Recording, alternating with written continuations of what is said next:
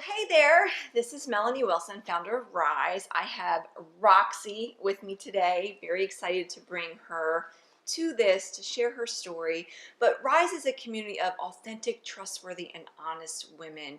We are choosing to show up, dig in, and do the hard work. And as a result, we are rising up. And when we rise up, we then turn around and bring another woman with us. So what I've really committed to doing here is creating the safe place to land where the women who choose to invest and be part of this are met with compassionate action. And when Roxy talks about her story, you're going to understand what compassionate action means, how critical it is in the lives of women, because we spend so much time comparing. But with Rise, it's not about comparing, it's about collaborating and partnering, and judging all day long is taking place, but we're about empathizing. Like, we meet you right where you are, and as a result, that's where this stuff happens. It happens. So Roxy is here. We're going to have a conversation. You get to be part of that conversation and just kind of settle in, listen, and find out what resonates with you from my story, from her story, and let's see what impact we can have on you. So Roxy, thank you for being here. Thanks for having me here. This is a pretty big deal to do this. You've come a long way in so many areas, and I'm so incredibly proud. It always amazes me how God brings certain people into your life at the exact moment that He needs you to encounter each other. So let's talk about our initial meet, like the conversation, what it felt like. Tell me a little bit about that. So we met for the first time at House of Coffee. Mm-hmm. Actually, for the first time on Facebook, but right, face to face at House of Coffee, where the initial thought was, I'm going to go back to what I've always said. It was like two freight trains colliding, and that, like, the explosion that happens, like, that's how I just felt. Like, there was this, like, God explosion that was like, we were meant to meet, we were meant to be in each other's lives, and great things have come from it. So Absolutely. And still more great things to absolutely come. Absolutely. So you brought a picture with you today. So I want to talk about the woman that I see here, which looks absolutely nothing like the woman who is now sitting next to me. Who is this woman? Who is this woman we're seeing in that picture? That is a woman who was married to an addict for 18 years and who ate her feelings, her pain, her whatever. She ate it away.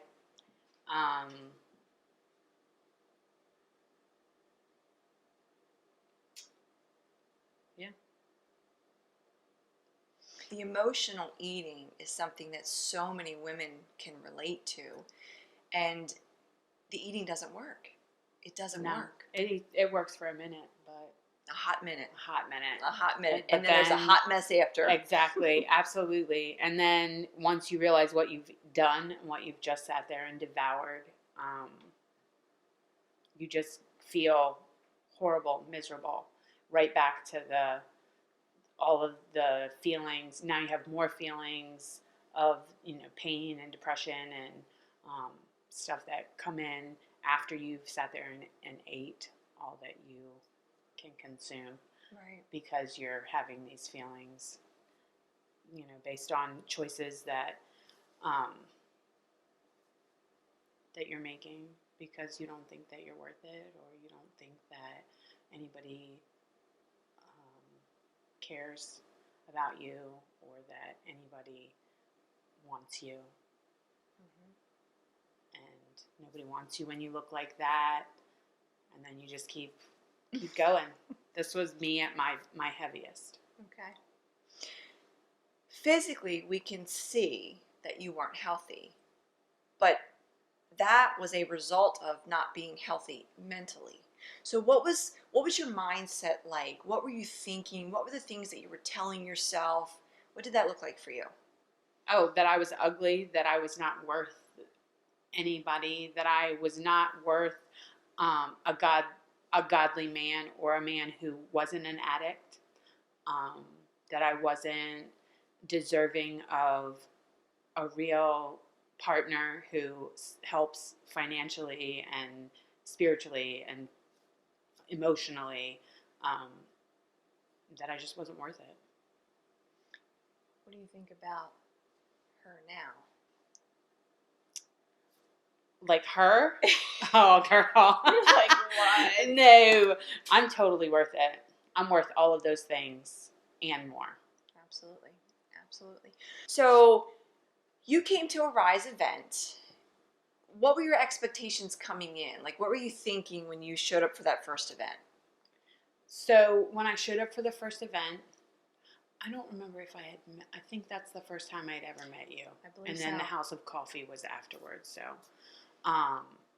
but that was my expectation. I wanted to meet you. I wanted to know who you were and what you were about. And so, so that was my expectation. Like I had seen a couple things about Rise over the previous couple months, from friends at church who had posted it, on their page because they had attended some Rise events. But really that was my expectation. I wanted to know what Rise was about and who you were and what you stood for. And what did you discover about Rise, about me when you came to the event? And then what did you discover about yourself? So I discovered that you were pretty fabulous. You.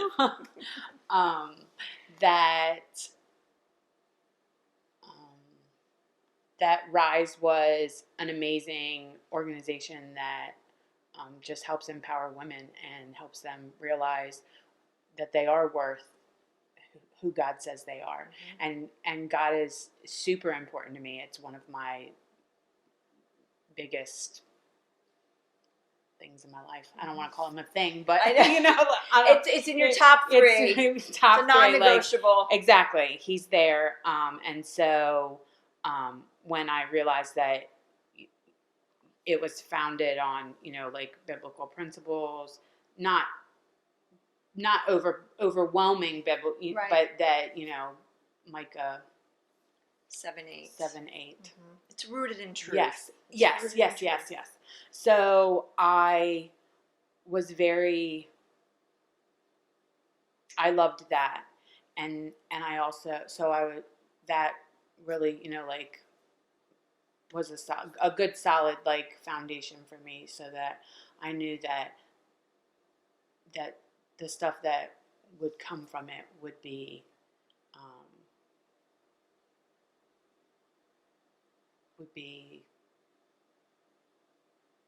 good stuff, not surface level stuff. Right. So, and what was your take on me meeting me for the first time?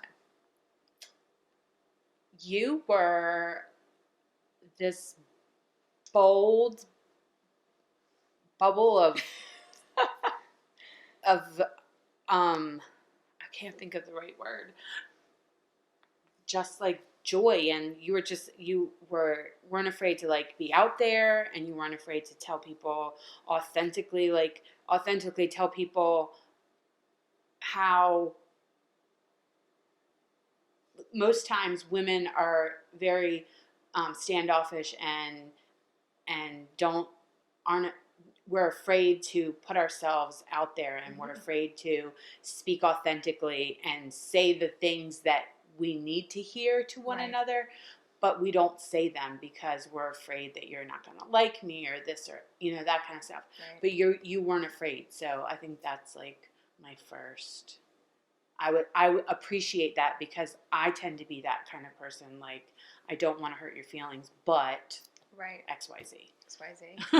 So what did you discover about yourself that night? That I was worth rising up. Ooh. That I was worth spending some time evaluating and focusing on who I was and who I am supposed to be in God's eyes. Powerful. So what would you say was the turning point for you where you said, you know what, I'm going to invest in this I'm going to invest in me. I'm going to do this? So all around the same time, I filed for divorce. And my pattern was to return to him, to return to this addict, um, to return to someone who kept me feeling like I wasn't worth anything. And so when I realized that I was worth it, I knew that I couldn't not rise. I say it at every Rise event. You're like, why do you come? Why do you keep coming back? Because there's no other option. Um, there are people in my life, young girls as well as older, women, friends, who are looking at me, and especially the younger girls, and so there's no other option but to rise above what I had been existing as for all that time. Right. What would you say is the most significant impact in your life as a result of going through this process? Good question. I think the most significant impact is knowing that because I am a child of God and I am worth everything that He says I am worth, that I don't have to settle for for men that aren't worthy of all that I am. Because for a long time that was my MO. I settled for men who only wanted one thing from me, or who needed me to support them, or so I think that's the biggest impact right now, is that I'm still learning, that I don't need I don't need a man, right, to complete me, and that two, the right man will be all the things that God wants for me, and none of the things that He doesn't. I know one of the things that we share in common is a childhood trauma. So talk to us a little bit about the trauma, how that impacted how you saw yourself, how you treated yourself, how you self-sabotaged yourself, and what working through that has done for you. So, I was molested as a child, and by some people close to me, and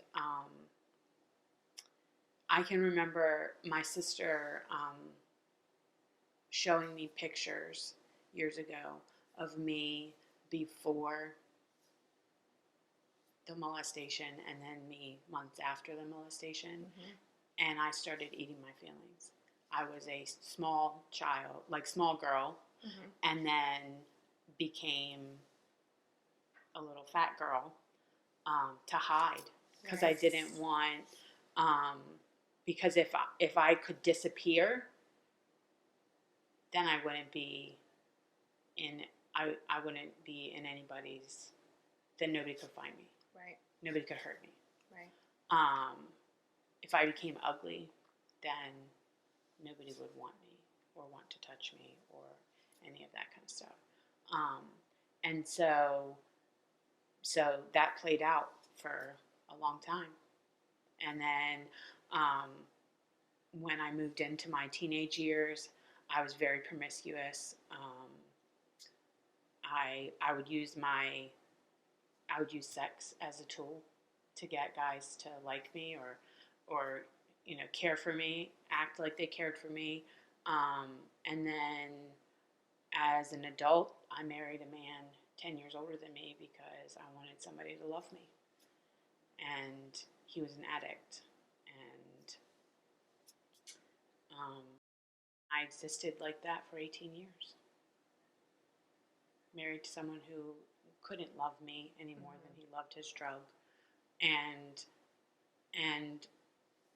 all of that trauma made me feel worthless, and I knew I was worthless, and I knew that being married to an addict, that was all I deserved, and it was all because of that childhood trauma, because I just disappeared. I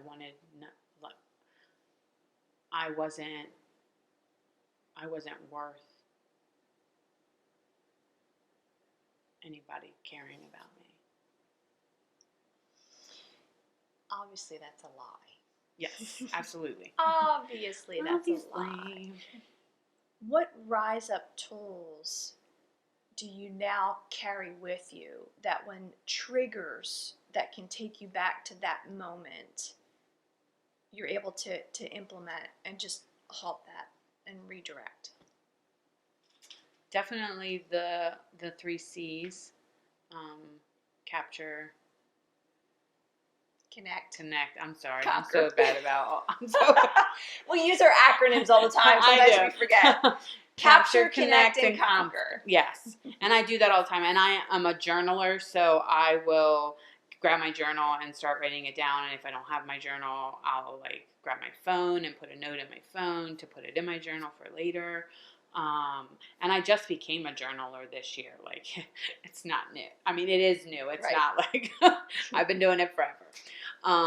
So I do use that a lot. And even if I don't write it down, I can do it in my head now, to where it's like almost immediate. And where I can capture and connect to what it is, and then, conquer it, or put it away for later to assess more, Right. or throw it out and just get it out of my brain. So that's a big one.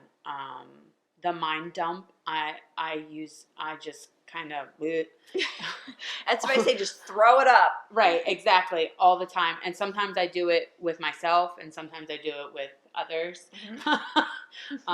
Most of the time you.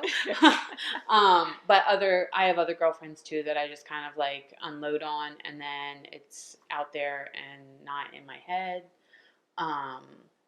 And I pray a lot. I mean, I prayed before, but I feel like I know. I feel like I pray for myself more now. I was going to ask you, you've always prayed, but how is your prayer different? It was now? always about somebody else. It was always to help somebody else, or to be there for somebody else, or to give somebody else something, or to do for other people. Right. And now I actually pray for myself. Like, I am worth praying for. So I pray for myself now, and that's like the biggest shift, I think, too, is that I pray for myself. Absolutely. So we have our 4 journeys: spiritual, mental, physical, and financial. Talk to me a little bit about your goals in those areas and the exercises you've had to go through. What are we looking like? So spiritual, I feel like I got in the bag. I've always felt that way. With my spiritual goal, I am starting a nonprofit called Builder Brave, and it is an organization for mentoring young girls 10 through 15 who are needing to know how to rise up, and how to build each other up, and instead of cutting each other down. And so my goals spiritually is to continue to pour into myself, and to do things to pour into me, so that I can then lead and build where God calls me. So that's my spiritual goal. My physical goal is Wait, let's do that one last, because okay. wow. Okay. My mental is to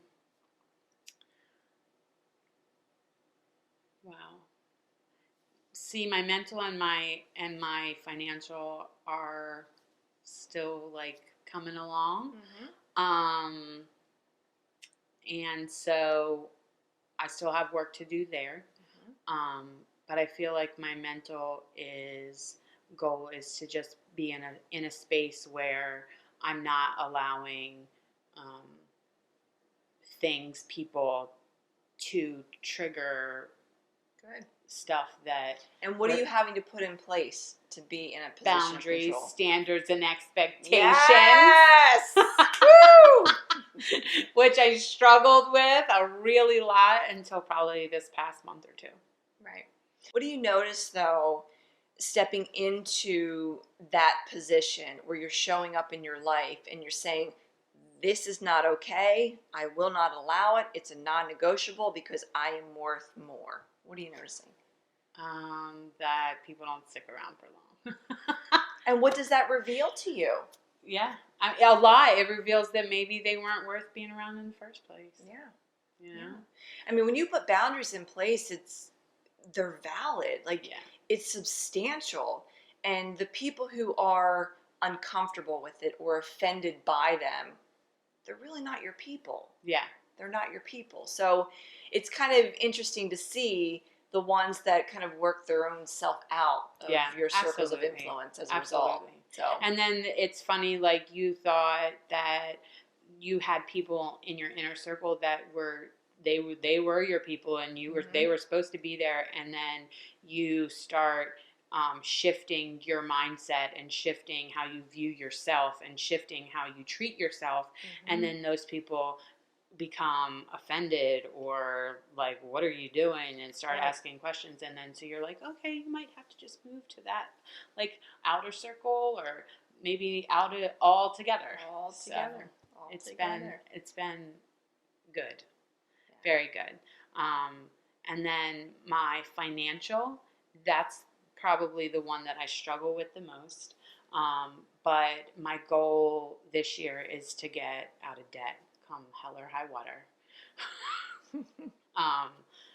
Because I know that the debt is holding me in a space that I can't grow or move forward, and so I need to be able to release that debt, and I believe that'll bring me into a space where I can actually grow. Absolutely. So because of all this really good mental stuff going on, and being rooted in truth with your spiritual journey, and understanding that you are a child of God, and knowing the value in that identity, let's talk about what's happened physically. Let's talk about what's happening physically. Not this. No. Not this. No. So, my goal for physical is I'm running a terrain race in August. So I plan on crushing that terrain race, and I would like to do every obstacle without modification. That's my goal. So no walking around the walls, no walking around the rope climbs. I'm going to get up them ropes. I is going to do it. Is knowing. No half trying. No. So how much weight have you lost physically since this picture? So I haven't weighed myself since 2 weeks? 3? No, almost 30 days ago. Oh, almost 30 days ago. So I haven't weighed myself through what I'm doing right now. I'm doing Whole 30, but so I haven't weighed myself since then. But up until that point, I had lost about 60 pounds since May of 2018. That's got to feel good. It does. That's got to feel good. It does. So, however, I want to clarify that I started in 2018 with my journey at CrossFit, and it was kind of slow and steady wins the race for me at that point. I wasn't really committed, but I wasn't not committed. I would go, I would do the work, but I didn't add the nutrition into it. I didn't, it's not that I didn't see the value in it. It just, I wasn't ready. I wasn't there. So, but then once I started Rise and knew that I was worth so much more, and that in knowing that I was worth more, there's a passage in the Bible that talks about your body being a temple, God's temple, and knowing that in order to move mountains, that I have to be at my strongest to do that. Right. And and in order for me to make an impact on these girls' lives or on women's lives, that I have to be at my healthiest and my strongest to do that. So Right. that has really like set fire under my butt. Fire. And like that has you know, has lit a fire in me, and it sets my soul on fire. And so I just want to do anything, read about anything, and just make sure that I'm getting my body back to where a healthy space and a healthy stuff. So, which leads me to my next question. So we talked about the physical. What has been the mental weight loss? oh, I like everything. I mean, I still tend to, we all tend to, go back to that bad space every now and again. But just to know that, that I don't have to worry about everything, and I don't have to be everything to everybody, and I don't have to name it. You name it, like whatever came with all of this, like I don't have to be there anymore. I don't have to eat my feelings because I have a way to process them. Right. I don't have to, I don't have to find a man to fulfill whatever, because God fulfills that void for me. I look to Him. I pray. I spend time doing things that I love. So. So that's significant. Yes. There's a lot of head trash we got rid of. Oh, yes. Very much. How has your overall mindset changed from where you were to where you are currently?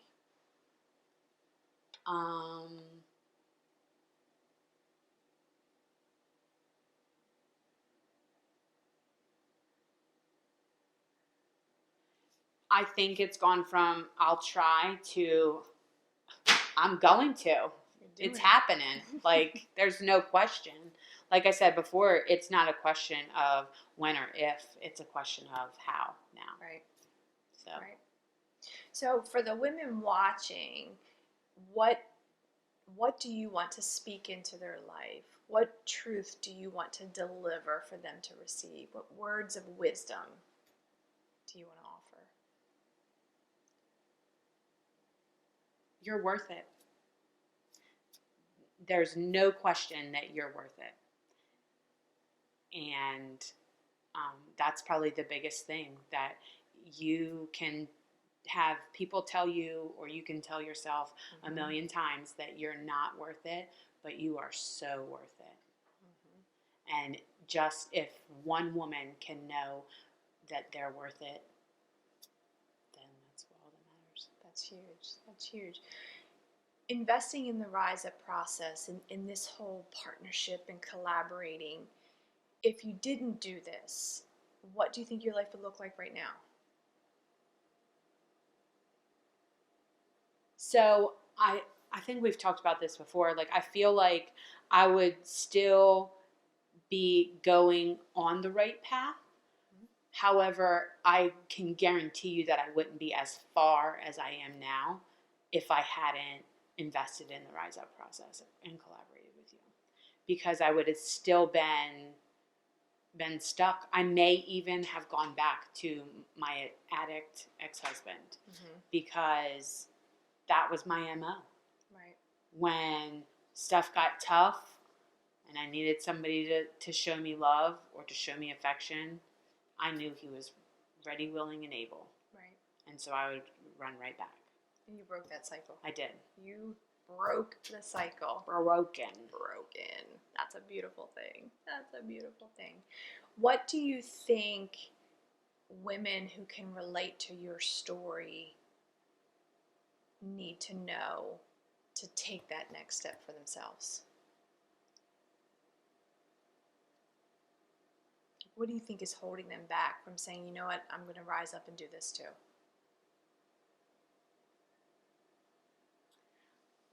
What's holding them back?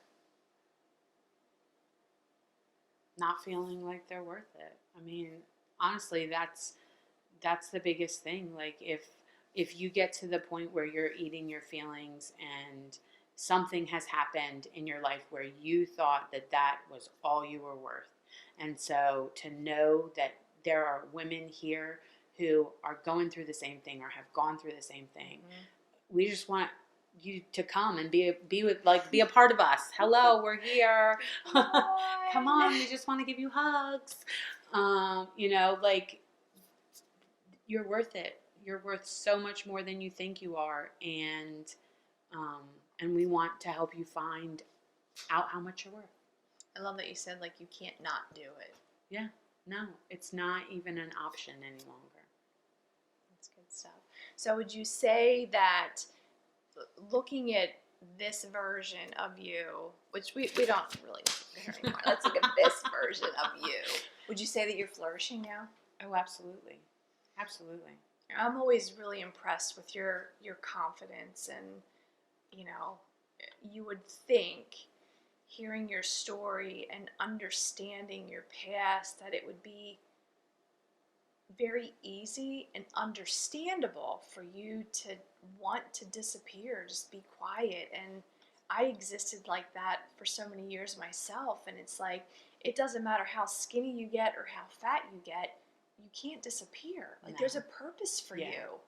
So, no, and I found that in my purpose, like, God has given me this, like, joyful, exuberant, like, character for a reason. Like, He wants me to put the joy out there in the world. And if I stay quiet, if I disappear, then the joy that He has given me to release into the world doesn't exist. Right. And so I feel like if I can make show one more person joy, show one more person love, show one more person, like, that it's okay to be happy, Right. even after all of this crap that happened in your past, like, then that's worth it. It absolutely is. Yeah. There's so much power in being able to speak your truth and share your story. And, I think more women need to feel comfortable getting in a place where they can be vulnerable and expose all that. Oh, absolutely. I mean, it's too much to carry. Like, Oh, your mess absolutely. is my mess, and that's what this is about. It's about helping to carry, and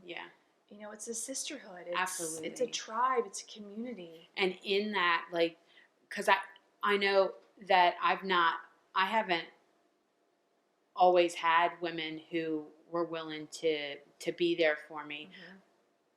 Unlike other women in the tribe, I had guy friends. Like, that's what it was, because it was easier to deal with guys than it was to deal with women drama.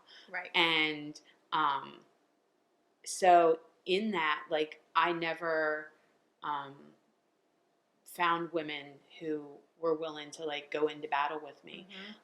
And so finding the tribe and the women who will stand there with you while you throw it all up and know that literally and throw know it all up. that it's not for you to carry my burdens, but it's for you to help me process through it. Yeah.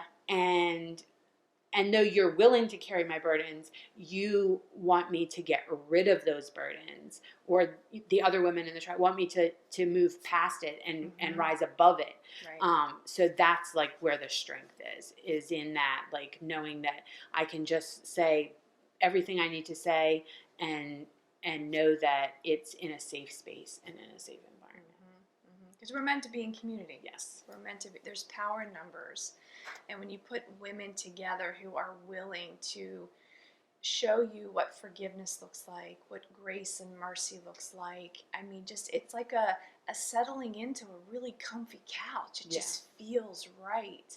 And I love what comes out of those meetings. So I know the most recent workshop, that was really emotional. That was pretty intense. Some very proud mama moments in that regard. So, as far as your journey and the things that are still to come, like, it's exciting, and I love to see the sparkle in your eyes. It's like fire. I mean, that's your thing. You know what I mean? So, and to know that there was a possibility at one point in your life that no one was going to be exposed to that, no one was going to be able to experience that. Yeah. That is. It was like a little candle. Yeah. And now it's like a campfire. Now it's fire. So it's important to understand that, you know, Roxy isn't where she is because she chose to stay stuck. You chose to get uncomfortable. You chose to expose the ugly and really dig into those nooks and crannies where the stuff was really holding you back from being who you're called to be. Yeah. And we're not meant to live like that. Mm-hmm. There is a specific life that was designed for us. We were created on purpose to live a life of purpose. And we need to do it with intention. And seeing what you're doing as a result of all of this growing and learning and reshaping your thought process and how you view yourself. I mean, the intention and purpose is like, Oh, absolutely. you just can't, we can't bottle it up anymore. It's Today like, was my last Friday working at my full-time job. That's beautiful. And, you know, and now I've stepped off a cliff into the unknown. Right. And I don't know that I could have done that without Rise, because I know that I exist for a purpose. Yeah. And though I knew that before Rise has helped me really like hone in and know what I need to do to get to that purpose. Yeah, there's a laser focus. Yes. Laser focus. Absolutely. So when you stepped off that cliff, what happened? Oh, I freaked out. Like, I'm still a little freaked out about it because I don't have my financial piece like locked down, and I don't know, like, I'm still kind of trying to find my financial way.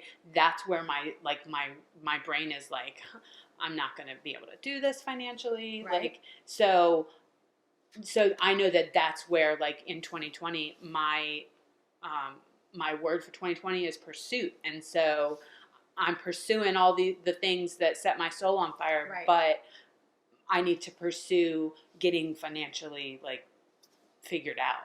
And right. One of the areas is figuring out, like, my financial piece in my journeys. Right. And it's really critical, because with that laser focus, you have clarity of direction, clarity of purpose, and now your efforts can really be effective and efficient because you're not just all over the place. Yeah. Like, you know what you're supposed to be doing. Yeah. And stepping off that cliff, like, nobody said it wouldn't be scared. Right.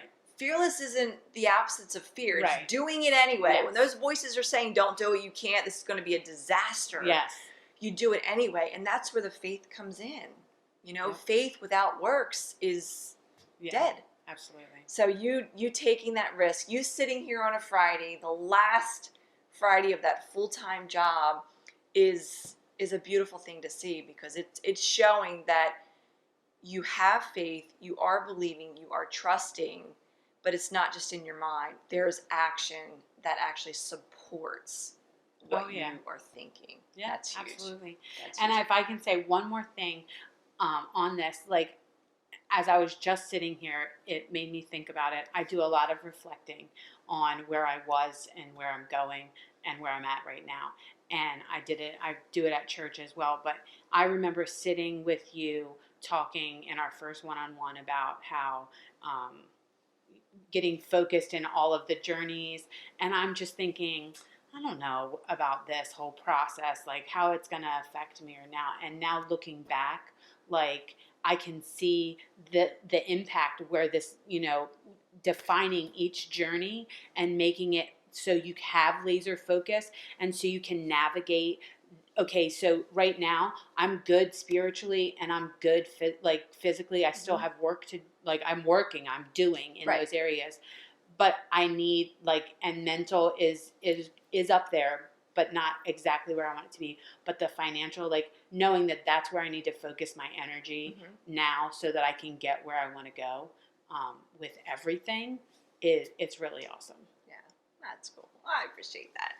But the process works. Yes. It works. Oh, absolutely it does. Works. That was where that was all going. It works. So if you're a woman sitting there listening to this conversation of two women who came from a darkness, we chose to look up, we chose to rise up, and now we're turning around and grabbing women just like you, and you're finally ready to break those chains of depression and anxiety, of the crap that's not meant for you and you want to flourish, this is your next best step. Absolutely.